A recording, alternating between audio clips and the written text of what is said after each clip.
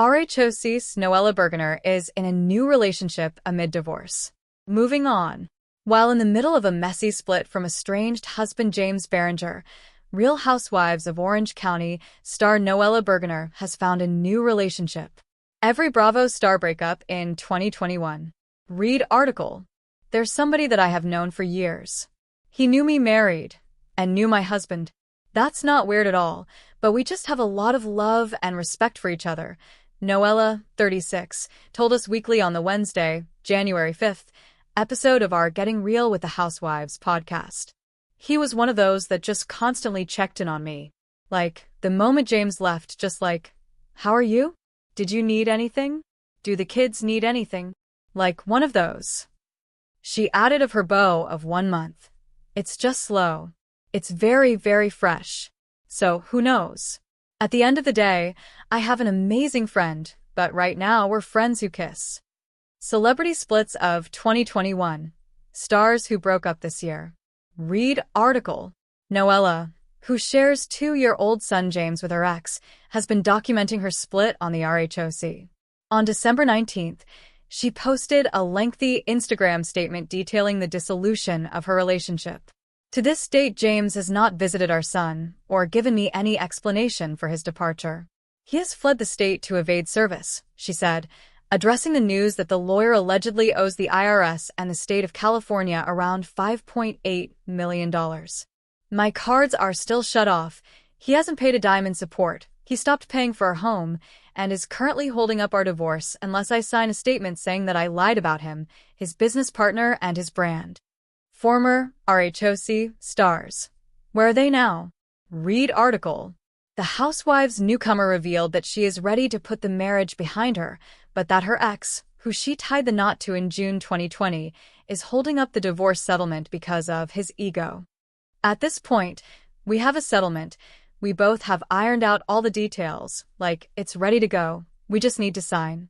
I'm ready to sign, and he's just not doing it. So here we are, Noella explained to us. I'm hoping that eventually, maybe doing things like this, it will get through to him. Let's just focus on co-parenting, let's just finish this, so we could just be done and put this in our rear view, and just be. On December 21st, James said in a statement to Us Weekly that he looked forward to addressing all these false accusations in a courtroom. A judge in Puerto Rico, where I am a resident, has already granted our divorce, James told us. Ultimately, Noella is the mother of my child, and I will not publicly disparage her. The Real Housewives of Orange County airs on Bravo Wednesdays at 9 p.m. Eastern Time. Dolphin stock report. Minkah Fitzpatrick showcases ball skills. The Miami Dolphins' touchdown and interception shutout came to an end Saturday as the team held their first practice in front of fans.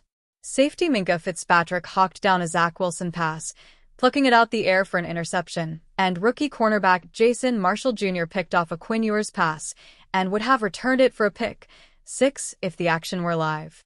But that wouldn't have been the only score, considering Monterey Baldwin would have scored on a deep pass from Ewers. It's possible that Tyreek Hill would have scored on a deep pass from Tua Tagovailoa, but that wasn't clear-cut. Here's a breakdown of what else happened in Day 4 of training camp. Top performers. Safety Minkah Fitzpatrick.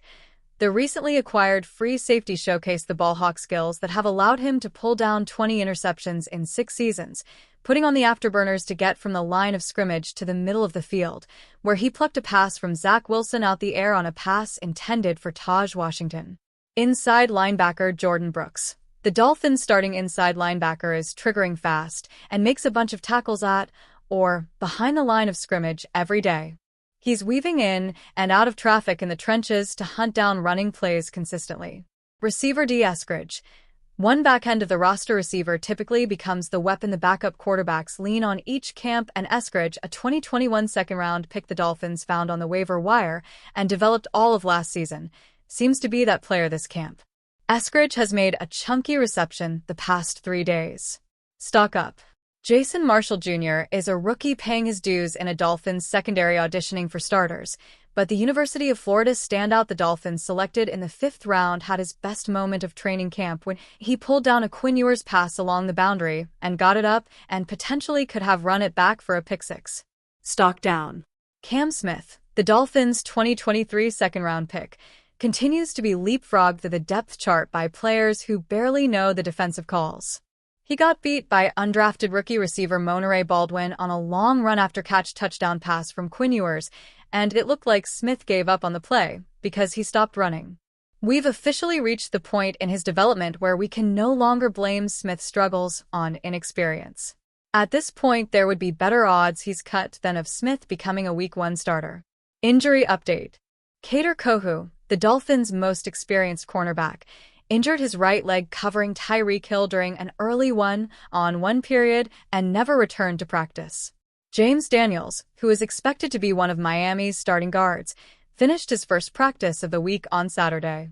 Daniels, who is recovering from an Achilles injury he suffered last September, had been held out of 11-on-11 periods earlier this week, but worked to the final snap in the final practice of the week.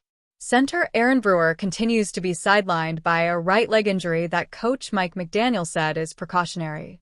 Cornerback VJ Adams left the field walking with a wobble 30 minutes before the session wrapped up. What they said: "There are so many young guys coming in. I asked one of them when they graduated high school and I was already in my rookie year. It was a surreal moment." Jalen Waddle on the fact Miami's building a younger team. Famous headbanging horse remembers rock legend Ozzy Osbourne in most fitting way. Famous headbanging horse remembers rock legend Ozzy Osbourne in most fitting way originally appeared on Pet Helpful. The music world is reeling over the death of one of rock and roll's most iconic frontmen, Ozzy Osbourne. The Black Sabbath singer and his family have become beloved figures in Hollywood, the music industry, and millions of homes, and now tributes are pouring in from all corners of the globe. One of the sweetest and most fitting tributes to the Prince of Darkness came from Canadian equestrian at Emily Purdy and her headbanging horse, Pretty Runaway.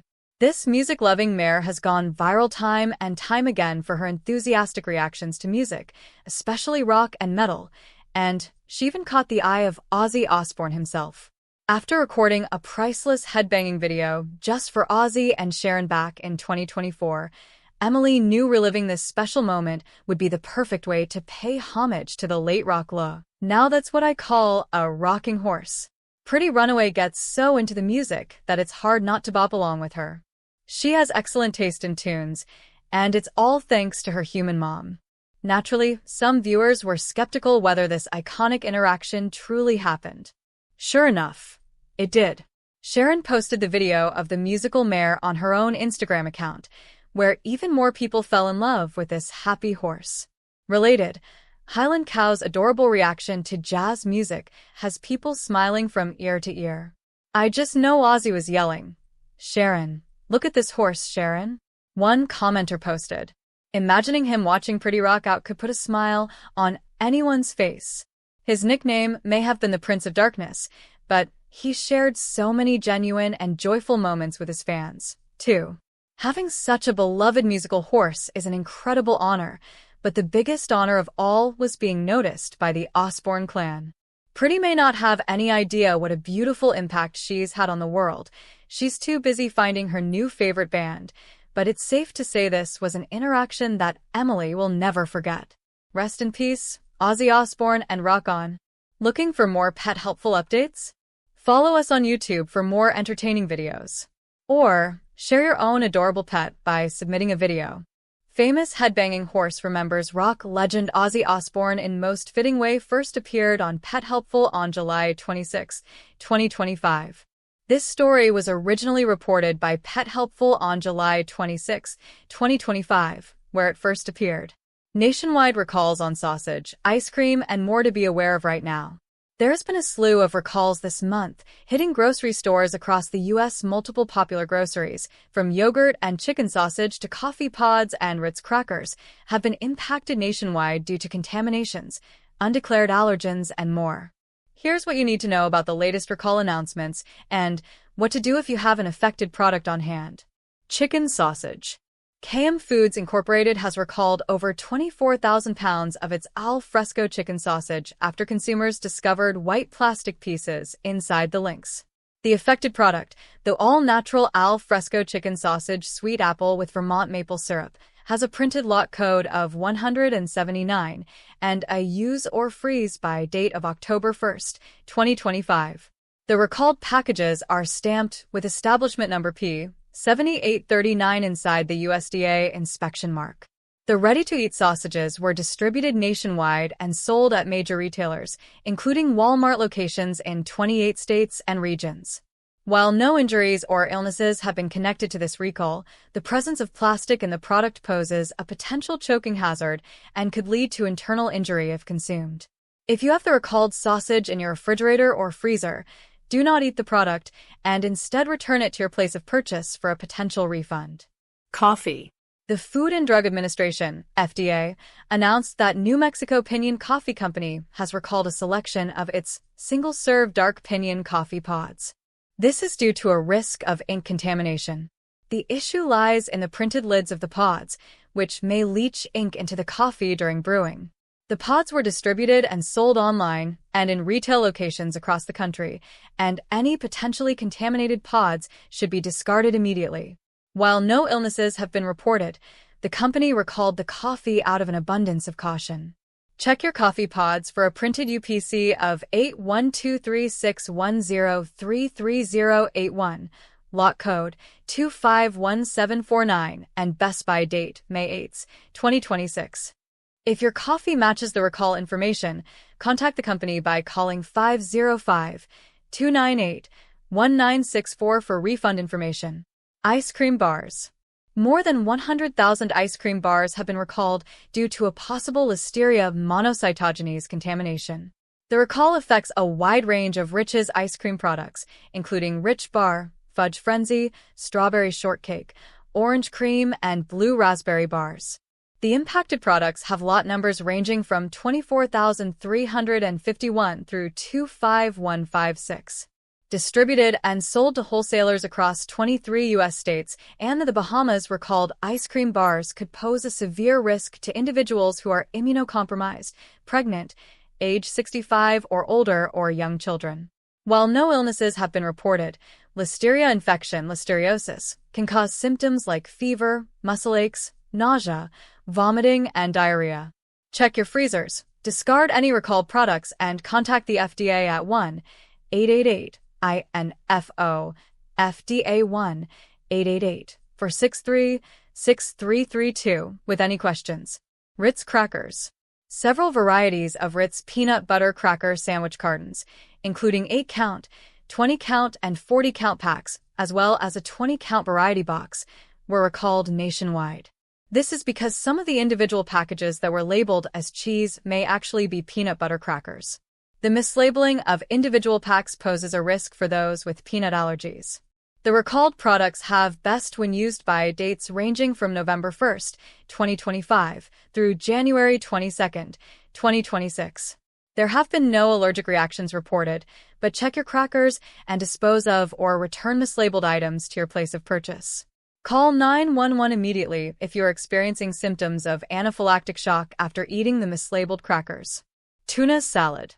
Multiple ready-to-eat tuna salad products sold under store brand labels at Albertsons, Randall's, Tom Thumb, and Jewel Osco have been recalled after Listeria monocytogenes was detected in the breadcrumbs used to make them. The affected meals include croissant sandwiches, tuna salad snack trays, and tuna over lettuce salads. They were sold in stores located in Arkansas, Illinois, Indiana, Iowa, Louisiana, Oklahoma, and Texas. The recalled tuna salad products were sold with use through dates ranging from July 16 through July 19, 2025. While no illnesses have been linked to the products, Listeria can survive refrigeration, so customers are advised to throw out any affected items and clean any surfaces that may have come in contact with the tuna salad. Yogurt. YoCrunch Yogurt recalled all of their products nationwide this month after multiple consumers discovered sharp plastic fragments in the dome-topped mix-in containers. The recall affects all flavors and sizes, with expiration dates through September 2025. Although the yogurt itself remains uncontaminated, the plastic pieces in the topping domes may cause injury or a choking hazard. No injuries have been reported to date, but consumers should avoid eating any topped YoCrunch yogurt products. Check your refrigerator and return any recalled yogurt for a refund. For questions, contact the YoCrunch Consumer Care line at 1-877-344-4886 Monday through Friday from 9 a.m. to 6 p.m. Eastern Standard Time.